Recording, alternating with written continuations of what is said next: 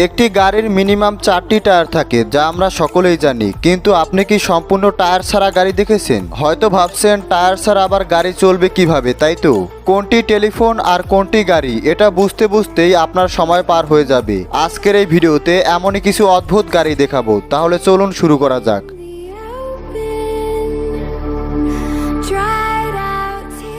এই গাড়িটি বাজারে আসার পরে টায়ারের আর কোনো প্রয়োজন হবে না, কারণ এই গাড়িতে মাত্র একটি ক্লিক করলেই এটি বাতাসে ভাসতে থাকে।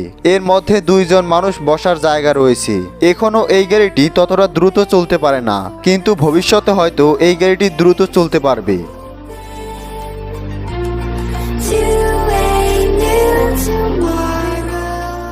এই গাড়িটিকে রেনল্ট কোম্পানি ভবিষ্যতের কথা চিন্তা করে বানিয়েছে। এই গাড়িটি কোনো সাধারণ মানুষ ব্যবহার করতে পারবে না, কারণ এর দাম অনেক বেশি। এই গাড়িটির একটি বিশেষ ফিচার হলো এটি চালানোর জন্য কোনো ড্রাইভারের প্রয়োজন নেই। এই গাড়িটি একাই চলতে পারে।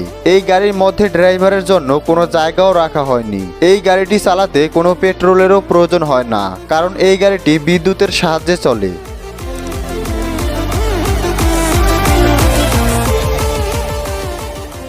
এই গাড়িটিকে প্রথমে দেখলে সকলেই মনে করবে এটি একটি প্লেন, কিন্তু ভালোভাবে দেখলে বোঝা যাবে আসলে এটি একটি গাড়ি। এই গাড়িটি লম্বায় 42 ফুট আর এর উচ্চতা 11.5 ফুট। এর ভেতরে একটি বড় স্ক্রিন, সাউন্ড সিস্টেম আর অনেক সুন্দর সুন্দর লাইট লাগানো হয়েছে, যেন বন্ধুরা যাতায়াতের সাথে সাথে পার্টিও করতে পারে।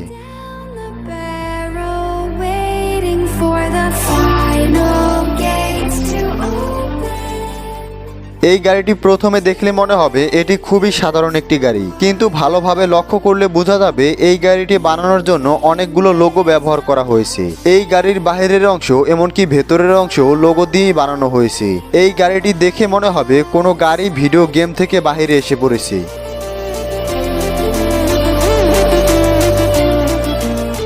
দেখে মনে হচ্ছে এটি অনেক বড় একটি টেলিফোন, কিন্তু না, এটি ফোনের মতো ডিজাইন করা একটি গাড়ি।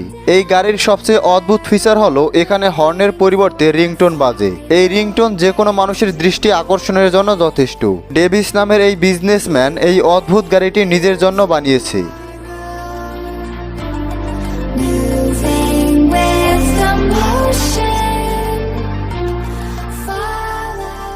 এই গাড়িগুলোর মধ্যে কোন গাড়িটিকে আপনি সবচেয়ে বেশি অদ্ভুত বলে মনে করছেন তা নিচের কমেন্টসে অবশ্যই লিখে জানাবেন। আর এমন ভিডিও দেখতে চ্যানেলটিকে সাবস্ক্রাইব করার পর বেল আইকনটিকে অন করে রাখবেন। সবশেষে ধন্যবাদ।